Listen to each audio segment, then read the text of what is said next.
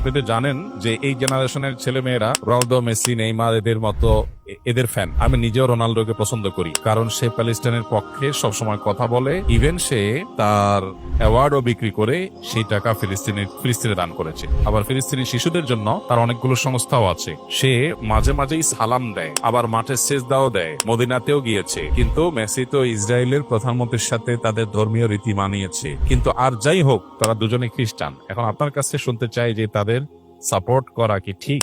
আমি রোনালদোর এইসব কাজের জন্য তাকে পছন্দ করি, কিন্তু আপনি এ সম্পর্কে কি বলেন? দেখুন, প্রশ্নটা হাসি উদ্রেক করলেও প্রশ্নটা খুবই প্রাসঙ্গিক এবং আমাদের সমাজ বাস্তবতার সাথে সামঞ্জস্যপূর্ণ।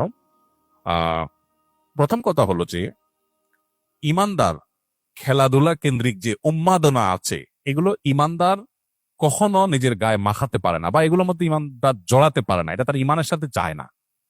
পৃথিবীর যে খেল তামাশার বিশাল আয়োজন, আমোদ ফুর্তির যে মহা আয়োজন, এটা মূলত যারা আখিরাতে বিশ্বাস করে না তাদের জন্য, যেহেতু দুনিয়াতেই তাদের সবকিছু, অতএব তারা যা খুশি এখানে করে যাবে। ইমানদার আনন্দ করবে, ফুর্তি করবে, কিন্তু শরিয়ার সীমানার মধ্যে থেকে। জীবনটাকে পুরা খেল তামাশায় পরিপূর্ণ করা, এটা কোনো ইমানদারের সাথে যায় না। যে ইমানদার জানে, বিশ্বাস করে, তার আকীদা, তার ঈমান আছে যে সে আল্লাহর সামনে দাঁড়াবে, অনন্তকালের জীবনের হিসাব দিতে হবে, সে আনন্দ ফুর্তি করাটাকেই জীবনের মূল লক্ষ্যে পরিণত করতে পারে না। আজকে পৃথিবীতে এই সমস্ত খেলার যে বড় বড় আয়োজনগুলো আছে, আয়োজনগুলো ভোগবাদী পৃথিবীতে, আখেরাত বিমুখ পৃথিবীতে মানুষকে মজা দেওয়ার জন্য, এন্টারটেনমেন্ট করার জন্য করছে। এর পেছনে মানুষকে ঈমান থেকে বিচ্যুত করা, দিন বিমুখ করা, এই লক্ষ্য উদ্দেশ্য যেমন আছে, আবার এর পেছনে রয়েছে, আমাদের সবার জানা আছে যে এর পিছনে বিলিয়ন বিলিয়ন ডলারের বিজনেসের স্বার্থ জড়িয়ে আছে। যেটাকে আমরা খেলা মনে করছি, এটা আসলে খেলা না, এটা আসল খেলা। অতএব সেই খেলার গুটি হচ্ছে আমি। খেলোয়াড় খেলছে, হারলেও টাকা পাচ্ছে, জিতলেও টাকা পাচ্ছে। আয়োজন যারা করছে, বিলিয়ন বিলিয়ন ডলার তারা বিজনেস করছে। বিহাইন্ডে যারা থাকছে, সবাই লাভ থাকছে। তাদের গুটি হলো আমাদের মতো সেই সমস্ত সাপোর্টাররা যাদের কোনো লাভ নাই, লস ছাড়া। আমরা উত্তেজিত হয়ে যাচ্ছি, আমরা কেঁদে দিচ্ছি, হেসে দিচ্ছি। এই যে আমাদেরকে বোকা বানিয়ে মাঝখান থেকে তারা তাদের স্বার্থ হাসিল করছে। আমি নিজে যদি খেলি, আমার শারীরিক কসরত হয়, আমার ব্যায়াম হয়, স্বাস্থ্য ভালো থাকে, ইসলাম সেটাকে এলাও করে। কিন্তু এই জাতীয় অহেতুক কাজে জড়ানোটাকে ইসলাম এলাও করে না। নবী সাল্লাল্লাহু আলাইহি ওয়াসাল্লাম বলেছেন, মিন হুসনি ইসলামিল মারই তারকুহু মা লা ইয়ানি। একজন মুসলমানের ইসলামটা সুন্দর হয়, আল্লাহর কাছে গ্রহণযোগ্য হয়, অ্যাকসেপ্টেবল হয়, কোয়ালিটিফুল ইসলাম হয় তখন, যখন সে অহেতুক অনর্থক কাজ থেকে বেঁচে থাকে। এখন আপনি যদি এই জাতীয় অহেতুক কাজ, যেটাতে আপনার দুনিয়াবি কোনো ফিডব্যাক আসছে না, আখিরাতে কোনো ফিডব্যাক আসছে না, অর্থবহ কিছু আসছে না, সেটাতে আপনি যদি এরকম মত্ত হয়ে যান, সেটা আপনার ঈমান আমলের সাথে সঙ্গতিপূর্ণ নয়। এই জন্য এটা থেকে আমাদের বিরত থাকতে হবে। এটা হলো মূল কথা। এবার আসা যাক, খেলোয়াড়দের কোন খেলোয়াড় ইসলাম, মুসলমান, মুসলমানদের স্বার্থ, মাজলুমদের স্বার্থ তার মাধ্যমে রক্ষা হয়, সেই কারণে মুসলিম মাত্রেই তার প্রতি সিম্পেথি চলে আসবে। এটা খুব স্বাভাবিক একটা বিষয় যে একজন মানুষ অমুসলিম হওয়ার পরও তিনি আমাদের স্বার্থ সংশ্লিষ্ট বিষয়গুলোতে আমাদের পক্ষ অবলম্বন করছেন। এটার কারণে তার প্রতি একটা দুর্বলতা চলে আসাটা একটা স্বাভাবিক ব্যাপার। এটুকু পর্যন্ত দর্শনীয় না। কিন্তু সিম্পেথি দেখিয়ে আপনি বিসমিল্লাহ বলে তার খেলা দেখা শুরু করে দিলেন, যে আমি যেহেতু তার সাপোর্ট করি বা তাকে, তার এই কাজগুলোকে পছন্দ করি, এই জন্য তার খেলাতেই লেগে গেলাম। তাহলে তো মুশকিল। এখন আমাদের দেশে যে আর্জেন্টিনা, ব্রাজিল, বিএনপি, আওয়ামী লীগের মতো মুখোমুখি অবস্থান আমাদের দেশে দীর্ঘদিন পর্যন্ত যে চলে আসছে, ওই জায়গা থেকে রাজনৈতিক বিরোধের মতো এই খেলার ক্ষেত্রেও, মানে কাজ না থাকলে যা হয়, এত বেকার মানুষ এদেশে, সুবহানাল্লাহ।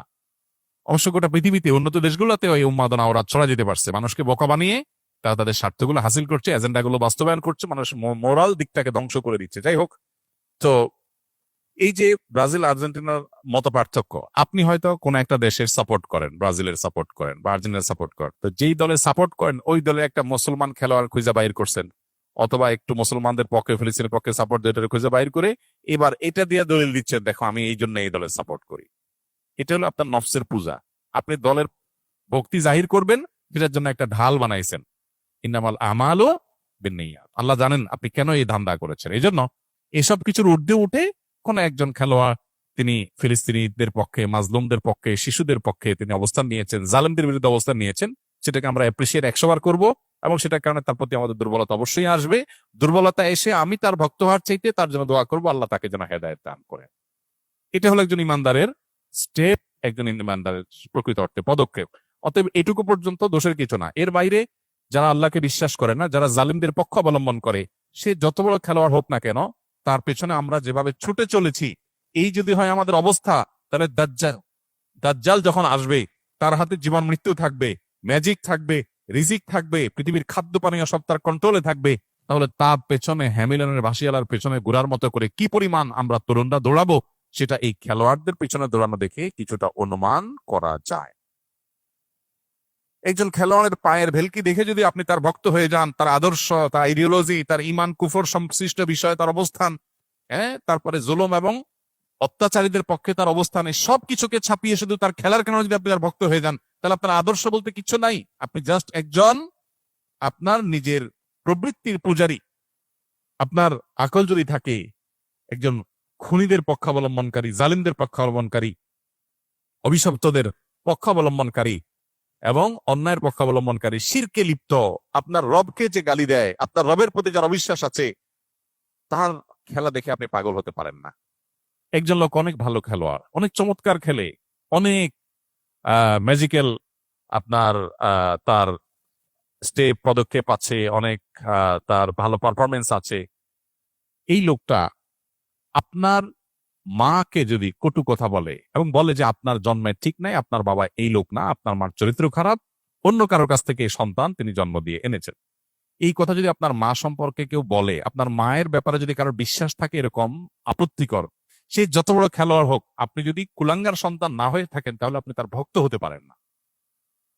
আপনি যে রবের প্রতি ইমান এনেছেন, সেই রবের অস্তিত্ব, রবকে যে স্বীকৃতি দেয় না, বরং সে রব সম্পর্কে যে কটু কথা, কটু বিশ্বাস, ভুল বিশ্বাস, ভ্রান্ত বিশ্বাস রাখে, সে যত বড় খেলোয়াড় হোক, আমার আদর্শ তাকে আমার ভক্ত হতে দেয় না, বাধা দেয়। এটা আদর্শের ব্যাপার। আর যার কাছে ইমান নামকেও আসতে আছে, মুসলমান নামকেও আসতে, সে আজকে এর পিছনে দৌড়াচ্ছে, কারকে পিছনে দৌড়াচ্ছে, এই যুবকই যদি বেঁচে থাকে আর দাজ্জাল পৃথিবীতে আসে, সবার আগে চোখ বন্ধ করে বলে দেওয়া যায় এই শ্রেণীর যুবকরা দাজ্জালের পিছনে দৌড় দিয়ে চলে যাবে। কারণ দাজ্জালের হাতে আরো বেশি ম্যাজিক থাকবে, ফান হওয়ার মতো বহু আইটেম থাকবে। আমাদের অনেক তরুণরা কোরিয়ার আপনার কি বিটিএস, এই তরুণদের ফান হয়ে যাচ্ছে, অনেক ছেলেরা মেয়েরা। এর কারণ হলো তাদের মধ্যে ইমানি চেতনা নেই, আদর্শ নেই। তার আদর্শ তাকে এই সমস্ত অন্যায় থেকে বিরত রাখবার কথা। আল্লাহ আমাদেরকে বোঝার তৌফিক দান করুন।